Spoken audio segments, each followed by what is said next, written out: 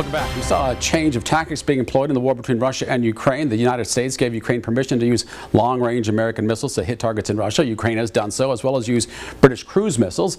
Russian President Vladimir Putin responded by threatening to use nuclear weapons. Russia since fired a ballistic missile at Ukraine. Let's bring back Drew Milke and Porter McNeil. Republicans on Capitol Hill generally support the move by President Biden, with the exception of Donald Trump's allies. What kind of impact could this have on the war? How serious should we take Vladimir Putin's threat? Porter McNeil.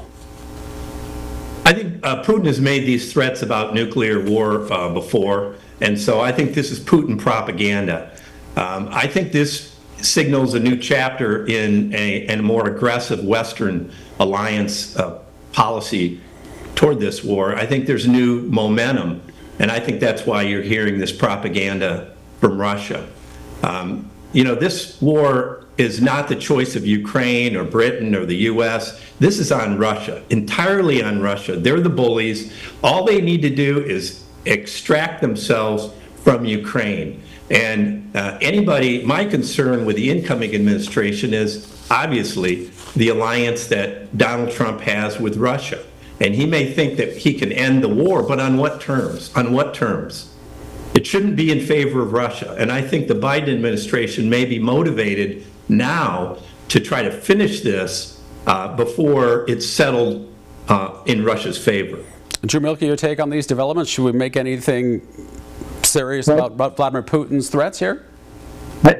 I think it bears watching, and I think that I think this could be seen as escalate. What President Biden is doing is escalating the war in Ukraine. Who would predict that during a transition period? Why now? Yes, Trump did say he could end the war in one day when he's elected. I think we don't know that's a bold statement with not a lot of meat behind it.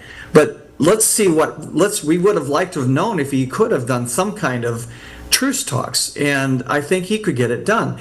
The war's been going on 3 years now, and what the present administration is doing is they're boxing President Trump in. Are they trying to give Kiev more leverage before Trump comes in to stall peace talks? I don't know.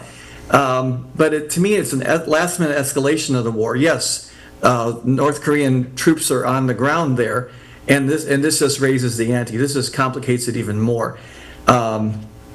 So I'm just concerned that this is going down the wrong path, and I think it's boxing the incoming president in.